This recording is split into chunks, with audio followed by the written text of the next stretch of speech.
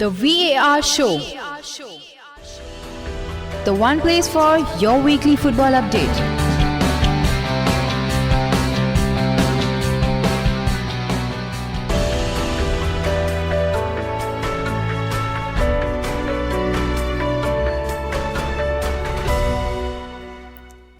Hola, a very warm welcome to the VAR show, the show which talks about all the various major football leagues in detail. Today we are going to continue the theme of interviews, and we have a very influential figure in the Ukrainian footballing culture as of today and hopefully in the future. We have the assistant manager of Shakhtar Donetsk, Mr. Vitor Severino. For those who do not know, football club Shakhtar Donetsk is a Ukrainian professional football club from the city of Donetsk. The club became the first club in independent Ukraine to win the UEFA Cup in 2009, the last year before the competition was revamped as the Europa League. FC Shakhtar Donetsk is one of the two Ukrainian clubs, the other being the Dynamo Kiev, who have won a major UEFA competitions, and you have major European powerhouses and players like Willian, Fernandinho, to name a few, who have come out of Shakhtar. As for Mr. Vitor Severino, he has been in the coaching setup of world-renowned clubs like FC Porto, UAV, and currently at Shakhtar Donetsk as assistant manager. So without wasting much time, I would like to first thank Mr. Severino for coming on the show. Thank you and welcome to the show. And I would like to ask you, how are you and what are you doing during this pandemic period? Well, first of all, good evening. Thank you very much for your invitation. It's always nice to share. I'm doing good. I'm with my family in Kiev. We stayed here. We had our last international game in Germany against Wolfsburg for Europa League. Then we returned to Ukraine when this pandemic was starting. The big news about this, well, it was started already in China and some other countries, but not in Ukraine. But at that time, yes, we started to speak about that. And when we returned to Ukraine, we still play one game without fans against Zoria. And after that, lockdown, quarantine state, everybody stayed home. Me and my family are okay. We are Portuguese, but we are living here for a few months now because we just came this season to Shakhtar. And now we heard that the government will start to open step by step. I hope so, but we never know. So we are living day by day, to be honest.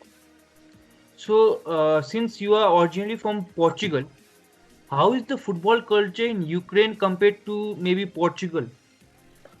Well, it's a little bit different. The culture, because people are different, like personality is different majorly. The Ukrainian league only have 12 teams, but it's quite balanced in my opinion. It's quite similar considering Portugal, because we will have like in Portugal we have 2 or 3 major clubs fighting for the title. In Ukraine, you will have 2 big clubs fighting for the title. Dynamo Kiev, our biggest rival, and Shakhtar. And then you'll have also good teams, nice teams playing football like Zoria, like Alexandria, like Dnipro. But of course, fighting for the big titles at this moment is just 2 teams, with Zoria being close. So it's pretty much similar like in Portugal. You will have 2 or 3 teams fighting for the title. What I see is that people, the fans, I really enjoy the environment here because I see much respect. People respect us. I always like to tell this story because the first time I was out of the stadium playing against our rival Dynamo Kiev.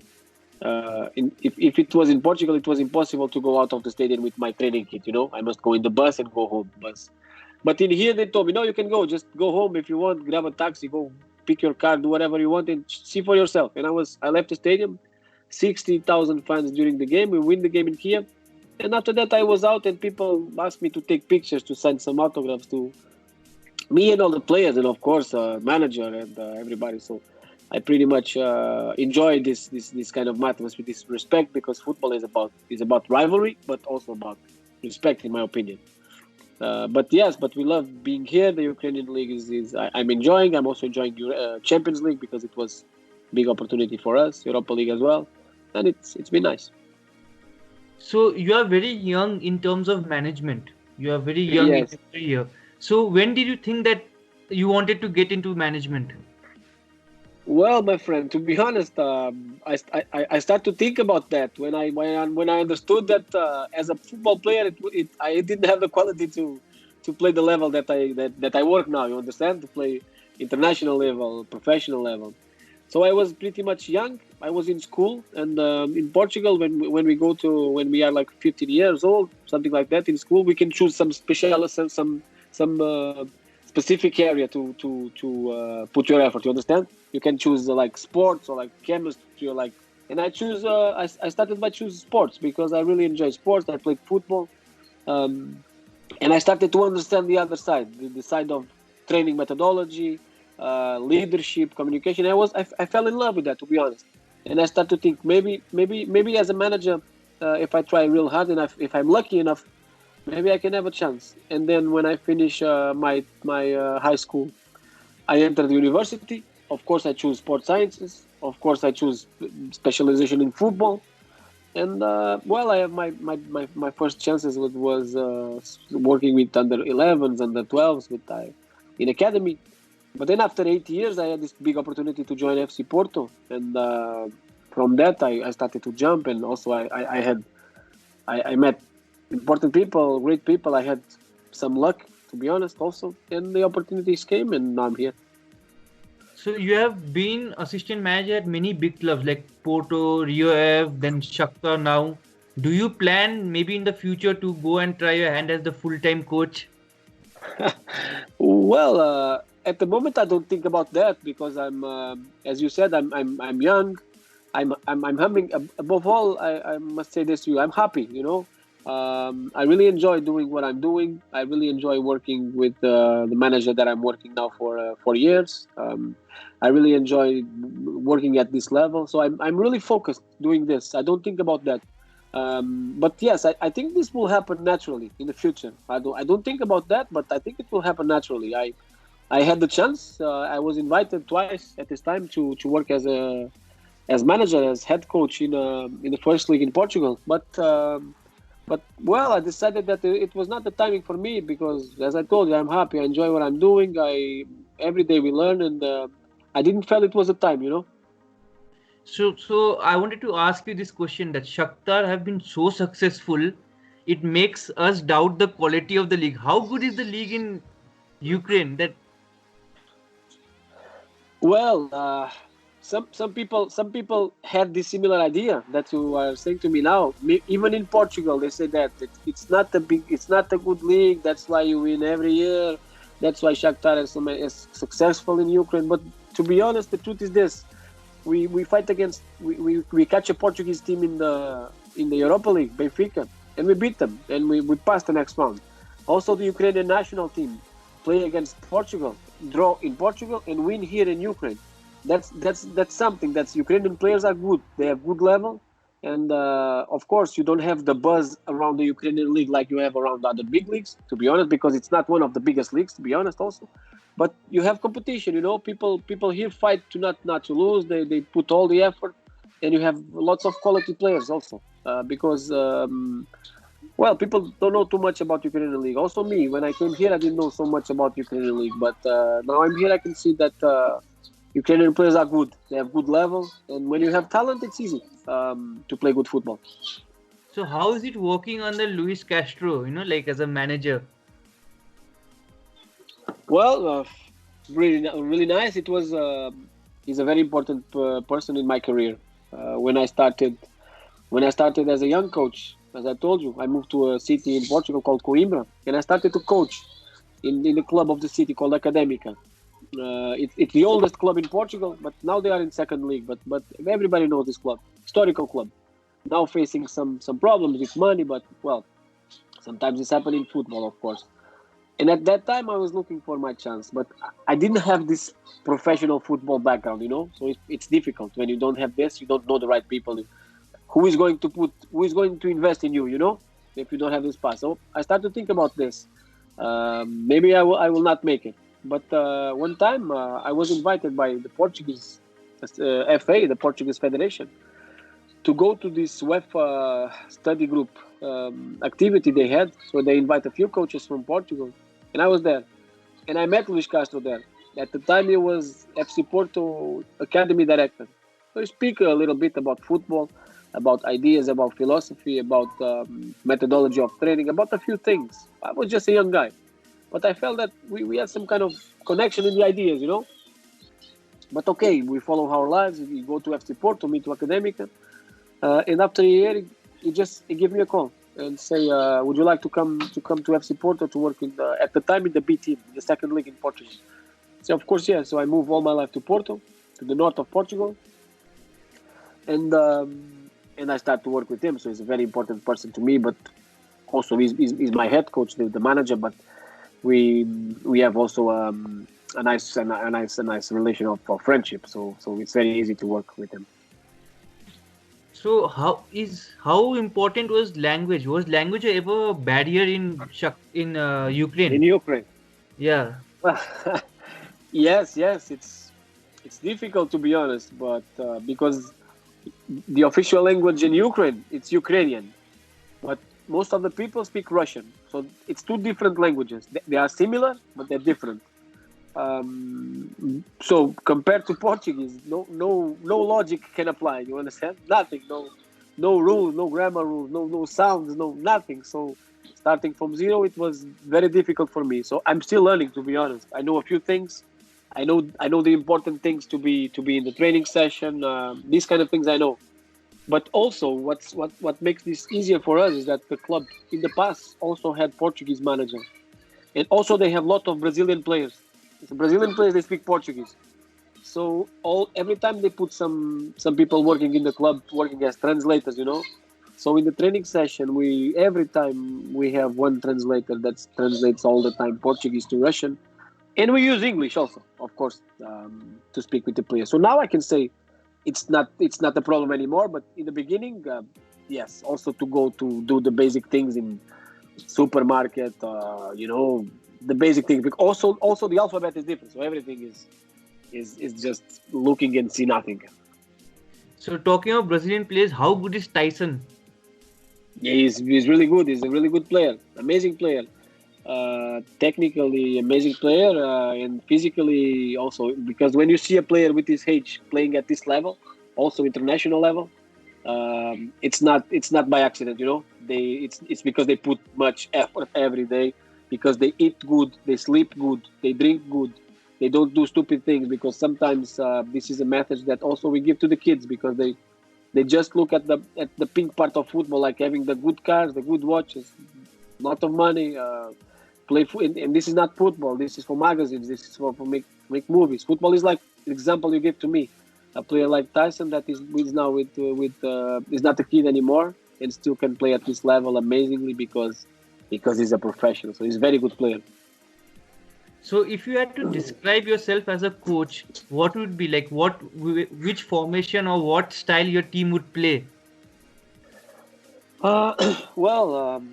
We changed our formation a few times, to be honest, but I'm more concerned about style, about philosophy. So we have a few principles of things that I believe in football. So I really believe in the aesthetical part of football, like in the beautiful game. You understand? I like to see the way the position, the way the players put their position in the pitch, the way they connect with each other, the way they pass the ball.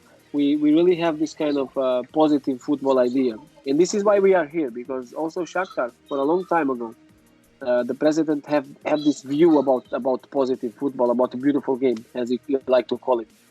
Because also we think that's the best way to promote talent players. If we have an idea to put the ball in the front, cross the ball all the time, we don't believe in that. So we like to have players connecting to each other with possession, with positional game, going together in the pitch, stay together, press high, create chances, look for the space, play with the timings of the game.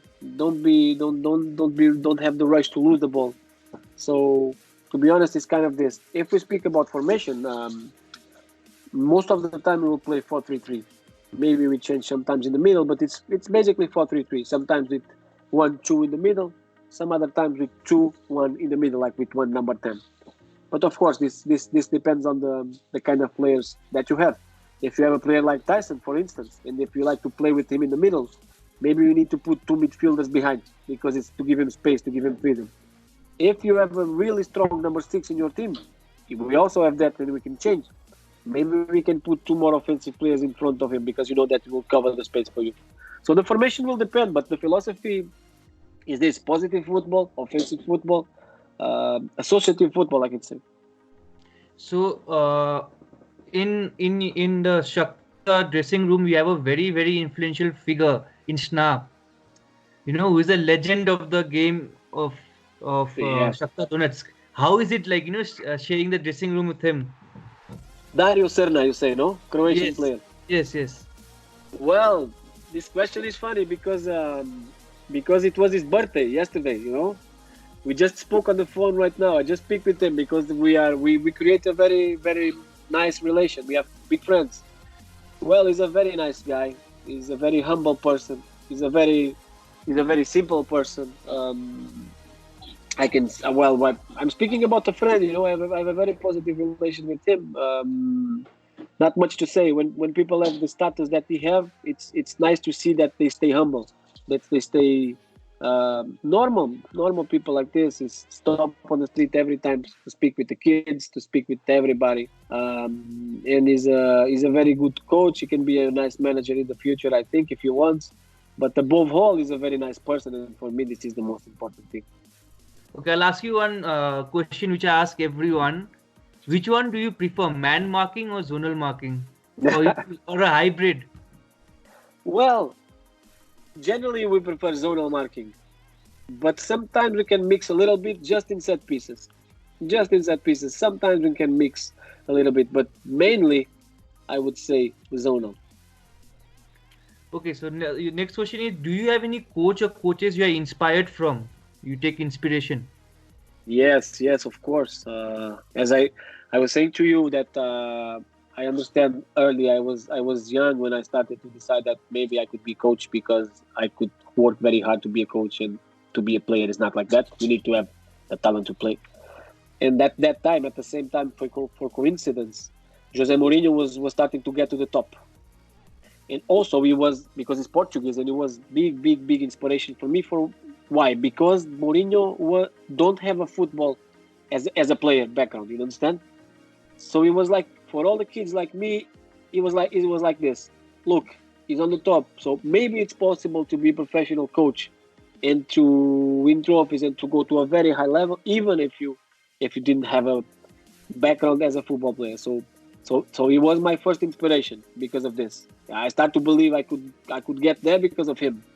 I would say that Guardiola, for everything that he brings to the game, so the way he see the game. So for inspiration, Mourinho, for the way that he understands the game, and for the things that bring to the game, Guardiola.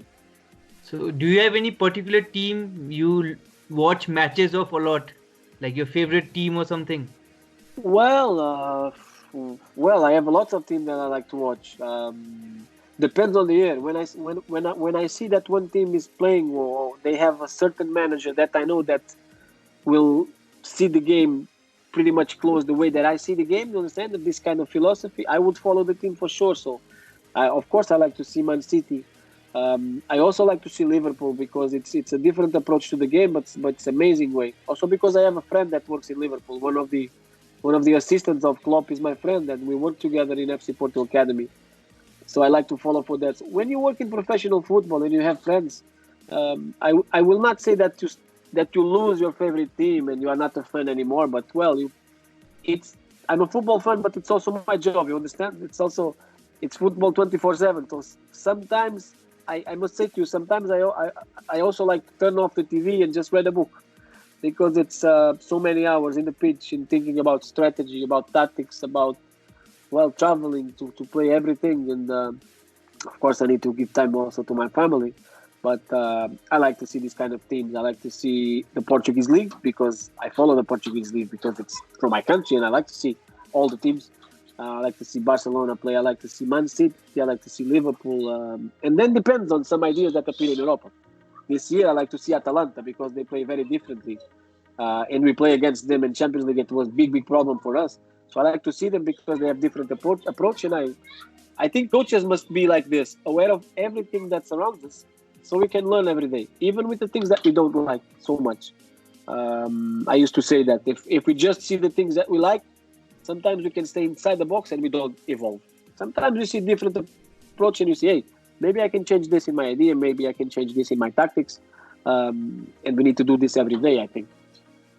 So, do you have any words for any coaches or players who are just starting out? Maybe there are many coaches just like you who don't have a background of football. So, do you have anything to say to them? Well, yes, but work hard every day. Don't give up. But don't think that this is enough. It's not just to say don't give up and nice words and this kind of nice things to say, philosophical things. No, it's not like this. Put your hands in the job. Just do it. Start to speak with people. Go to see other coaches to coach. Read some books. See some interviews. Do everything as you can 24/7. Because I started like this. When I wanted to have an opportunity to watch a professional team train, you understand, like a period to learn, I started to send some letters, and I sent maybe 100. And you know how many answers I got? 0 answers, no answers. But I continue to start to try to meet people, to interact, to share. This is why even today I don't like to say no to nobody.